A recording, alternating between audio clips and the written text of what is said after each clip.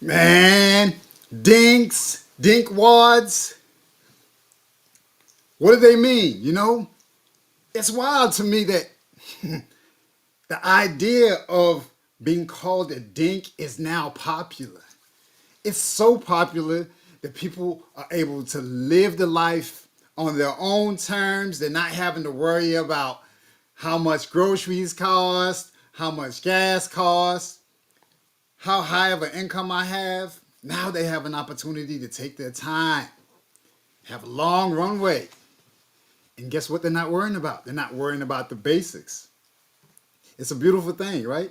And as I'm hearing in the article that I'm going to cover today, this is something it's been popular for a long time. It's been around for probably about 30 years. But now it seems as though this is something that's just become the select option to really choose, If you really want to be able to survive this economy, to survive what we have going on, like you choose to be a DINK. It's dual income, no kids. And you could be a DINKWAD and have a dual income with a dog. So shout out to those people, right? Now, is this the real way that we should be living, right? Like imagine for a second. Now, here you are, a higher income earner. You spent most of your time focusing on climbing the corporate ladder, right? And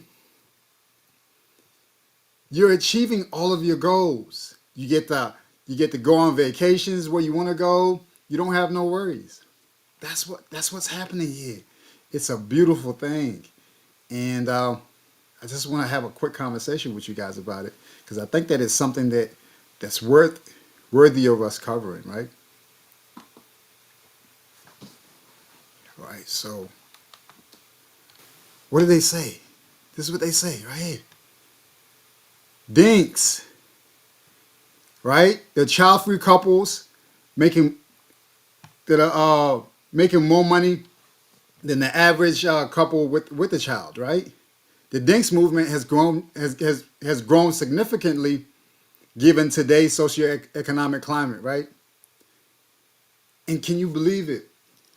Now, isn't it wild?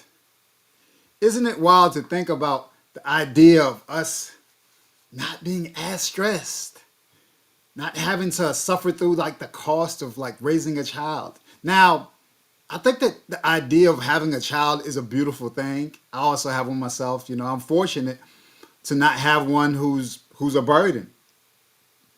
I could only imagine if you spend most of your life just struggling, only for your child not to appreciate it in the long run, right? And it's not the case with everyone. I think that happens quite rarely. And I've been told that even the children who come from families who are affluent, they don't always appreciate all the hard work, all the sacrificing that the parents are doing. So is it worth it? Does it make sense for us to spend all our waking hours attempting to support a child who might not appreciate what we're doing in the long run? This is a contrasting opinion or position to the whole idea of getting married, having a family, and thinking that that's the only way. So what's being proven here is there's another way, right? Now, what they're saying is it's a trend that's been on the rise as cash-strapped millennials and Gen Zers dream simply of a comfortable living, right? What they feel is that they're shut out. They're shut out from their economy. They're shut out from the opportunity for them to buy houses. They're shut out from the opportunity for them to have a livable life. They're choosing between, hey, are we going to have a child or we're going to be able to enjoy our life? So the idea of being able to choose not to have a child and maybe have a dog, maybe a cat, something like that, it's just a matter of your personal opinion. But what happens, right? These are the benefits that come with it right here, right? Now, what they're saying is people who are DINKs, they generally have a median net worth of $399,000. It's over $100,000 more than what it was in 2019. $100,000, right? That's wild. I mean, You mean to tell me that in 2019, if I was a DINK, this year I'm potentially having $100,000 more, maybe in 4 years? So what are they putting away? Maybe $25,000 or something like that a year? That's serious right there, right? Now, I don't know. So, I mean, that's not to say anything bad about anyone who has any children. What do people with children have, right? The people who have children, the highest the highest net worth of the family structures are two-parent households, or excuse me, yeah, two-parent households with children, and their net worth is generally about $250,000. Now, the graph right here shows you that this is what the net worth is right here, 1990, all the way up to 2020, maybe 2021, right? So you see the numbers. The numbers have for a dual income with no children, started out at $25,000, went down around the 95, around 1994, 95. In the mid 2000s, it was around maybe 300,000. It went back down as a result of the recession, and now it's all the way up to maybe about $399,000. Man, that's interesting, right? What do you guys think? I think that's an interesting concept for you to potentially chuck away, or to increase your net worth by $25,000 as a result of that, not having any children. Now, the cost of raising a child is quite significant, right? Now, what are the perspectives about people who come out of school saying that they want to have children, or what are some of the lighter adults considering as far as it pertains to children, right? This is what they say. In 2021, childlessness became more common amongst young adults. Almost a fifth of adults ages 55 to 64 are childless, right? Now, that's that many people who don't have no one to come visit them at the home. Imagine, one-fifth of people don't have someone to potentially visit them. I mean, they might have a niece, a nephew. They might have some siblings who come visit them, but here we go. 55 to 64 are childless. It suggests that the childless adults will make up an even greater share of the older adult population in the future, right? The Pew research said that 9,600 Americans, Pew research of 9,600 Americans found that 44% of people who are 18 to 49 who do not say they would like to have children. They're not likely or not likely to have children. That's what they say. That's what they say. 44%. 44% out of 9,600 people. That's a small amount of people, but I mean, that's interesting, right? That's what I say anyway, right? It said part of the rise can be attributed to the unique pandemic economic conditions that changed how Americans spend, save their money. The pandemic did it. We were sheltered in, right? We weren't going out to spend the money. This is how they said it happened, right? In 2020, consumption plunged. Americans' savings skyrocketed. Homeowners benefited from huge housing demand, and other lucky home buyers locked in those interest rates. Those people who were scrambling to get those low interest rates with the super inflated house prices. I don't know if it was really a good deal back then. I mean, what good is it for you to have it at a good rate when the price is like through the roof? The demand, you're going 50,000, 20,000, 100,000 over ask. Are you really saving money? This is what happened in 2020. People were able to save more money because nobody was leaving their home. Nobody was going out to the movies for entertainment. People weren't paying for gas to drive to work. Those who were able to start work from, those who were able to start working from home essentially got a raise, right? They were working for the same salary, but with fewer costly activities, right? So if you stop coming into the office during the pandemic, you started seeing a load lowered as far as your mental health. You're not having to fight in the traffic when you're coming into work.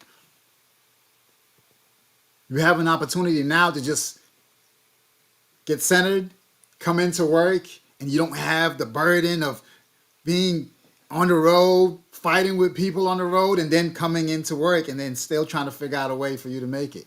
Now, salute to everybody who still has to go into the office. Now, if you ask some of your friends who are not having to go into the office, do they feel like it's a benefit for them to not have to go into the office? To me, it is a benefit. My mental health is through the roof. I have an amazing experience when I come into the day and I'm not having to worry about fighting who's has a bad attitude on the road, who's heavy on the horn, all those things. When you have the option for you to work from home, you're not worried about that. That's what happened, right? So it says some of those savings might ripple into accumulation and increase in net worth, right? That's what they said. Despite the concerns, Americans have come close to burning their pandemic era savings. Recent revisions show that Americans still have 1.1 trillion in excess savings. 1.2 trillion in savings. That's reasonable, right? And these companies are trying to incentivize you. They're saying, hey, guys, come out. Come and spend your money with us. We want you to come outside. We're tired of you squirreling your money. Give it to us. We want it. This is what they say. They said, according to the survey, couples with no children had the highest average savings balances out of the different types of family structures. They have an average of $103,000 tucked away. $100,000 stash. Trying to figure out what to do. Where we going? How much are those tickets again? On the go. Phew. Man, $100,000. What could you do with that extra $100,000 stashed? Only for you to decide, how are you going to use it? What are we going to invest it in? Are these the people who are able to take down these rental properties, take down these multi-unit situations? Is being a dink the way? Should we be dinks? The people who have no desire to have any children, was this an intentional thing that you're pursuing? Did you intentionally want to be a dink? Or is this something that you stumbled upon? Is it something that just crossed your path and you didn't even know it was a thing? Right? The rise of the dinks is attributed in part to how millennials and the younger generations are reshaping the traditional mode of partnership. Americans are increasingly getting married later in life, or not at all. That's what they said, or not at all.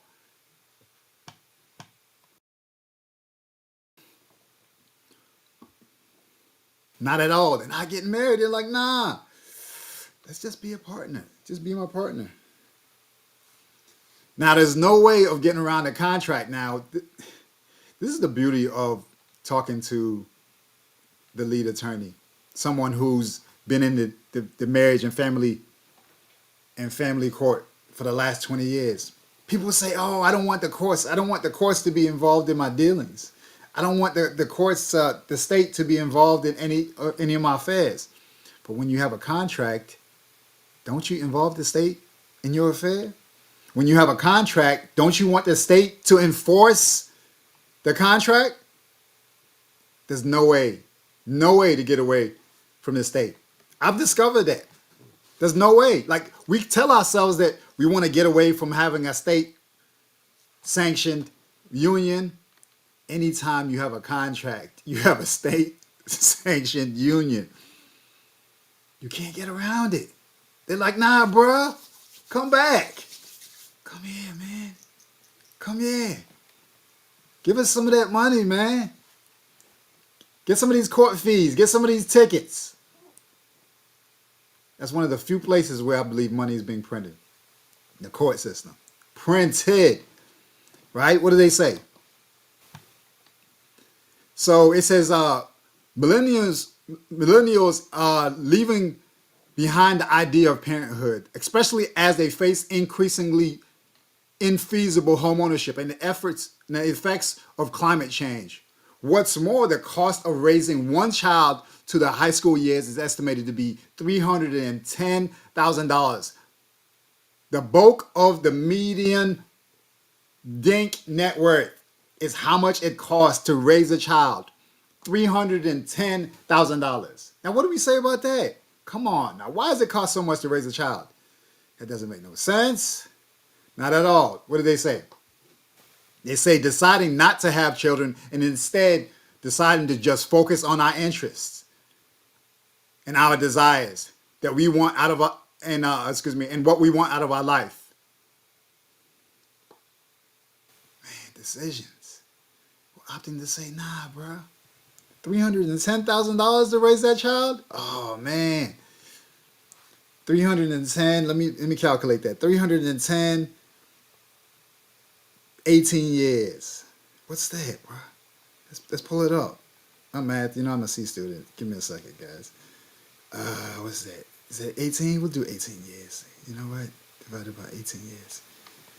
Oh, it's big money, big money.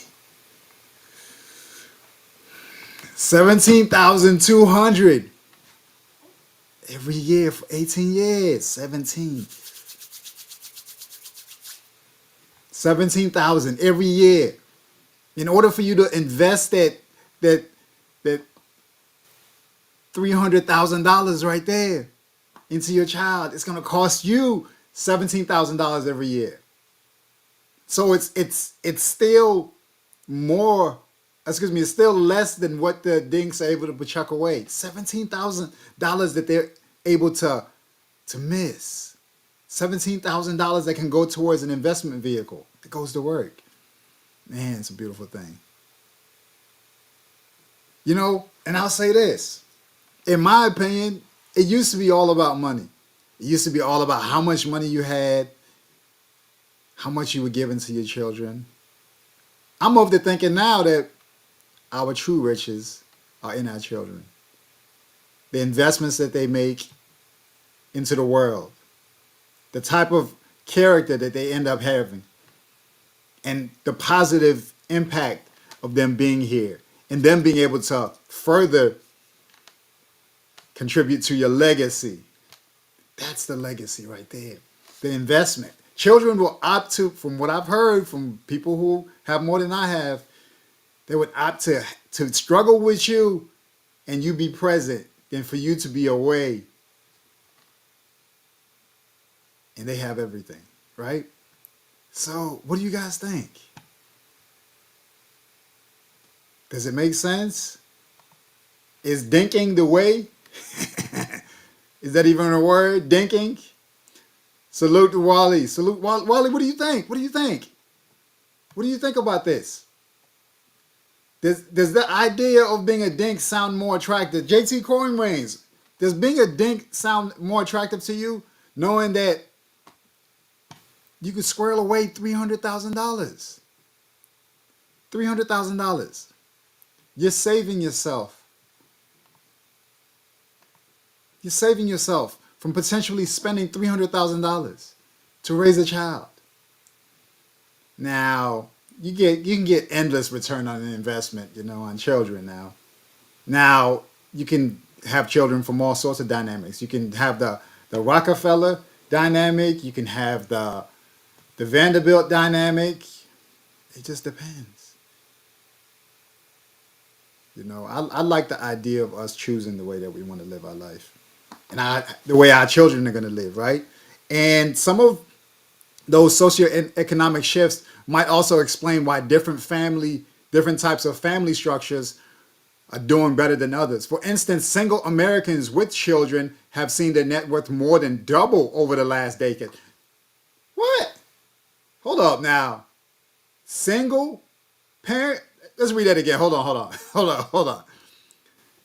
For instance, single Americans with children have seen their net worth more than double. Okay. It wasn't single parent. It was single Americans. My bad. It was single Americans. have seen their net worth more than double over the last decade. And their net worth is outpacing younger, childless singles. So it's still the two parents. It's two parents who are single in position to be in a better place than younger, childless singles. Man, they're out there hustling, right? Now, I'm going to leave this article for you guys to read because it's pretty much the end right there. But this is what they say. Let's go ahead and wrap it up, right? This is what they say. So this is an economist. I want to say he's an economist. Where's he at? He was speaking on this. All right. Hedgeness chalks that up in part to women who aren't coupled up. There it goes right there. Hold up now. There it goes. Taking shots at the women. Hold on. Let's see what he says. He says, chalks that up to women who aren't coupled up, but are taking proactive measures to start their own families. Bruh, taking proactive measures to start their own family? What does he mean by that? Hold up. What does he mean by that? Let's see what he says. He says, who are coupled up but are taking proactive measures to start their own families. In the past, the path to family configuration was very much a narrow yellow brick road. There was a sequence of finding a mate, getting married, and having children. That's what it was before. That's what it was. Finding somebody, come together, getting married, and having children. Right? It was a woman. Hedgeness is a woman, right? Right? So this is what they say. If you had a child and your relationship is broke up and you ended up being a single parent, lots of times in the past, those women were much more vulnerable, were in much more vulnerable situations economically for various reasons, right? Now that the rise in net worth might be due to the changing dynamics of how single parents are arriving at their destination. After all, as Hedgeness notes, it's almost like a luxury to be able to have children these days. Bruh, a luxury. Yo. True words cannot be spoken. At $310,000, that is a luxury. I don't see it no other way. I mean, it's like you investing back then for future payouts, 310, real money, right? Let's close this up. It's a life of choice.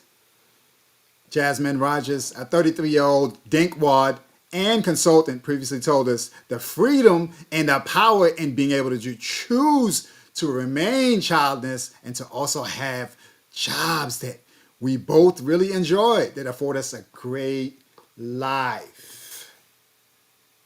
What more can you ask for? Good jobs, childless,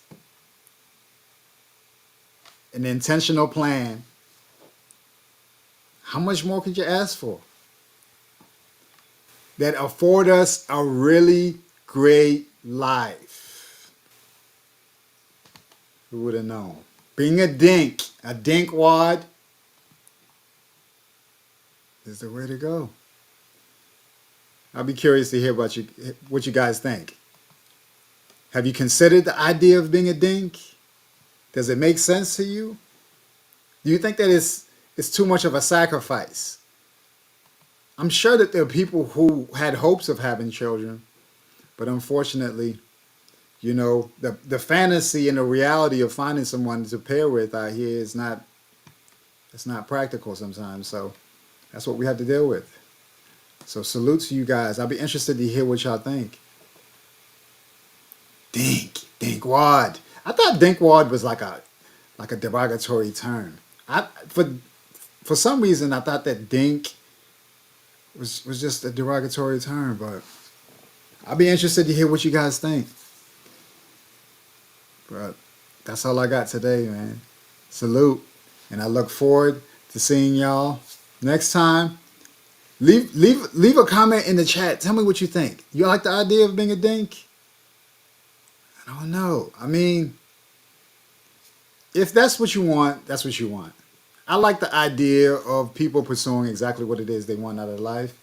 Beyond that, I just want to say salute. I appreciate you. Appreciate you coming through. And leave a comment. Let me know what you think. DINKWAD. Let me show you guys the last one right here. This is the last one. Oh, look, this is the last one right here. This is what right is right here. Where's it at? Hold on. Struggle streaming right here. This is what the acronym is right here for people who have children. Duly employed with kids. It's DUKAS. So DINK. I in the comments put DINK, DINKWAD, DUKAS. Maybe we could do like the DINK walk for dual income, no kids with a cat. So shout out to the cat ladies and the cat families and the cat couples. So don't leave the cats out. They need to be included too. So salute. Appreciate y'all coming through. Until next time.